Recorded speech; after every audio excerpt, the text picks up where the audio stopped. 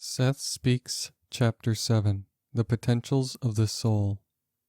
It seems to you that you have only one form, the physical one that you perceive, and no other.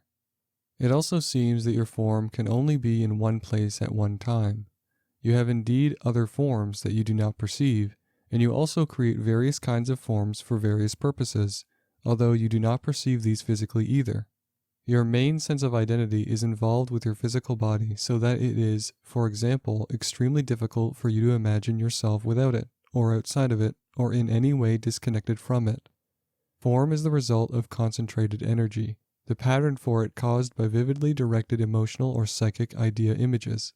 The intensity is all important. If you have, for example, a highly vivid desire to be somewhere else, then without realizing it consciously, a pseudo-physical form identical with your own may appear in that very spot.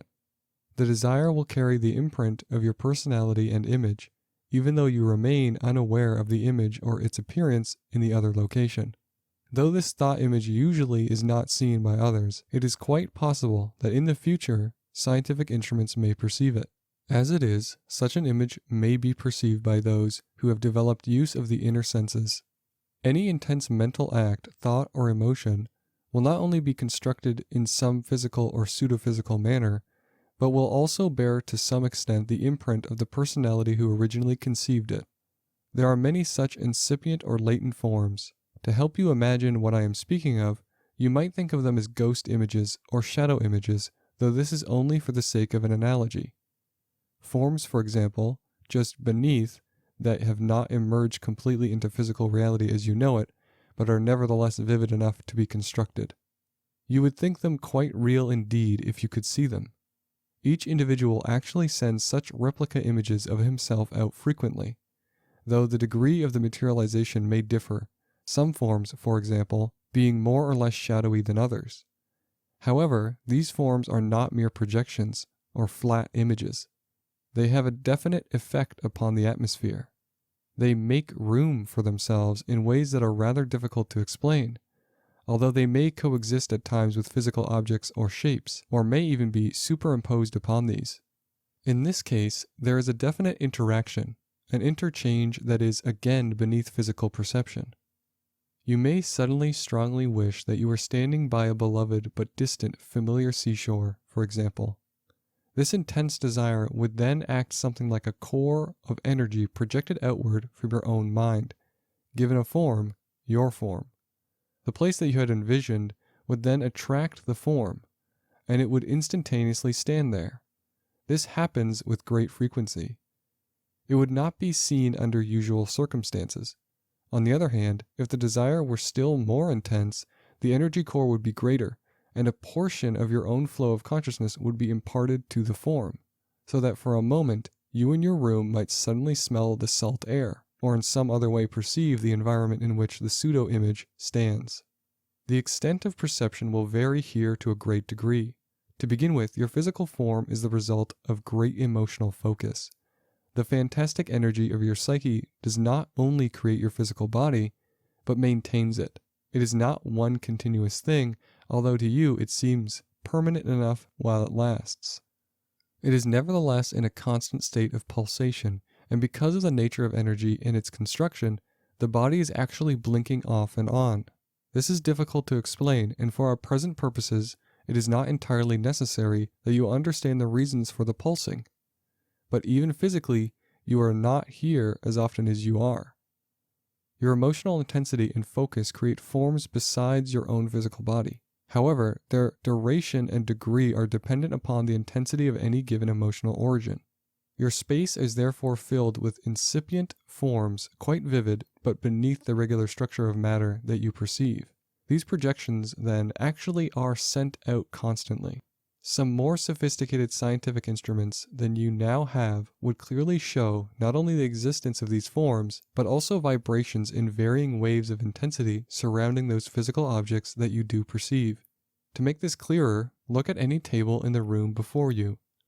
It is physical, solid, and you perceive it easily. Now for an analogy. Imagine, if you can, that behind the table is another one just like it, but not quite as physical, and behind that one another, and another behind that, each one more difficult to perceive. fading into invisibility. And in front of the table is a table just like it, only a bit less physical appearing than the real table, it also having a succession of even less physical tables extending outward, and the same for each side of the table. Now anything that appears in physical terms also exists in other terms that you do not perceive. You only perceive realities when they achieve a certain pitch, when they seem to coalesce into matter, but they actually exist, and quite vividly, at other levels. There are also realities that are relatively more valid than your own. In comparison, strictly for an analogy, for example, your physical table would appear as shadowy in contrast, like those very shadowy tables we imagined. You would have a sort of super table in those terms. Yours is not a system of reality formed by the most intense concentration of energy, therefore. It is simply the one that you are tuned into, part and parcel of. You perceive it simply for this reason. Other portions of yourself, therefore, of which you are not consciously aware, do inhabit what you could call a supersystem of reality in which consciousness learns to handle and perceive much stronger concentrations of energy, and to construct forms of a different nature indeed. Your idea of space is then highly distorted, since space to you is simply where nothing is perceived. It is obviously filled with all kinds of phenomena that make no impression at all upon your perceptive mechanisms. Now, in various ways and on occasion, you can tune into these other realities to some degree, and you do so spasmodically. Though, in many cases, the experience is lost because it does not register physically. Think again about this form that you sent to the ocean side. Though it is not equipped with your own physical senses, it was of itself, to some extent, able to perceive. You projected it unknowingly, but through quite natural laws. The form built up from intense emotional desire. The image then follows its own laws of reality, and to some extent, and to a lesser degree than you, has a consciousness. You are, using an analogy again, sent out by a super-self who strongly desired existence in physical form. You are no puppet of this super-self. You will follow your own lines of development, and through means far too difficult to explain here, you add to the experience of the super-self and also then extend the nature of its reality. You also ensure your own development, and you are able to draw upon the abilities of the super-self. Nor will you ever be swallowed by the self that in these terms seems so superior. Because you exist, you send out like projections of your own. There is no end to the reality of consciousness, nor the means of its materialization. Nor is there any end to the developments possible for each identity. Let me make it clear once again, your present personality, as you think of it, is indeed indelible and continues after death to grow and develop. I mention this again in the middle of our present discussion so that you do not feel lost or negated or insignificant. There are obviously an infinite number of gradations in the types and kinds of forms of which we have been speaking. That energy which is projected from our super-self, that spark of intense identity that resulted in your physical birth, that unique impetus, in the one way has many similarities to the old concept of the soul, except that it contains only a part of the story. While you continue to exist and develop as an individual, your whole self or soul has such vast potential that it can never be expressed fully through one personality, as someone explained in one previous chapter. Now, through very intense emotional focus, you can create a form and project it to another person who may then perceive it. This may be done consciously or unconsciously, and that is rather important. This discussion does not concern the so-called astral form, which is something entirely different. The physical body is the materialization of the astral form. It does not desert the body for any length of time, however, and it is not this that is projected in cases like the seaside analogy used earlier. You are presently focused not only in your physical body, but in a particular frequency of events that you interpret as time. Other historical periods exist simultaneously in forms quite as valid, and other reincarnational selves. Again, you simply are not tuned to these frequencies. You can know what happened in the past and have histories because according to the rules of the game that you accepted, you believe that the past, but not the future, can be perceived. You could have histories of the future in the present if the rules of the game were different. In other levels of reality, the rules of the game change. After death, in your terms, you are quite free perceptively. The future appears as clear as the past. Even this is highly complicated, however, for there is not just one past. You accept as real only certain classifications of events and ignore others. We have mentioned events. There are also probable pasts, therefore, that exist quite outside your comprehension. You choose one particular group of these and latch upon this group of events as the only ones possible, not realizing that you have selected from an infinite variety of past events. There are then, obviously, probable futures and probable presents. I am trying to discuss this in your terms, since basically, you must understand the words past, present, and future are no more meaningful as far as true experience is concerned than are the words ego, conscious, or unconscious. Not only are you part of other independent selves, each one focused in its own reality, but there is a sympathetic relationship that exists. For example, because of this relationship, your experience need not be limited by the physical perceptive mechanisms. You can draw upon knowledge that belongs to these other independent selves. You can learn to focus your attention away from physical reality to learn new methods of perception that will enable you to enlarge your concept of reality and greatly expand your own experience. It is only because you believe that physical existence is the only valid one that it does not occur to you to look for other realities. Such things as telepathy and clairvoyance can give you hints to other kinds of perception, but you are also involved in quite definite experiences both while you are normally waking and while you are asleep. The so-called stream of consciousness is simply that, one small stream of thoughts, images, and impressions that is part of a much deeper river of consciousness that represents your own far greater existence and experience. You spend all your time examining this one small stream so that you become hypnotized by its flow and entranced by its motion. Simultaneously, these other streams of perception and consciousness go by without your notice, yet they are very much a part of you, and they represent quite valid aspects, events, actions, emotions, with which you are also involved in other layers of reality. You are as actively and vividly concerned in these realities as you are in the one in which your main attention is now focused. Now, as you are merely concerned with your physical body and physical self as a rule, you give your attention to the stream of consciousness that seems to deal with it. These other streams of consciousness, however, are connected with other self-forms that you do not perceive. The body, in other words, is simply one manifestation of what you are in one reality, but in these other realities you have other forms. You are not divorced from these other streams of consciousness in any basic way. Only your focus of attention closes you off from them and from the events in which they are involved. If you think of your stream of consciousness as transparent, however, then you can learn to look through and beneath it to others that lie in other beds of reality. You can also learn to rise above your present stream of consciousness and perceive others that run, for analogy's sake, parallel. The point is that you're only limited to the self you know if you think that you are, and if you do not realize that that self is far from your entire identity. Now often you tune into these other streams of consciousness without realizing that you have done so. For again, they are a part of the same river of your identity.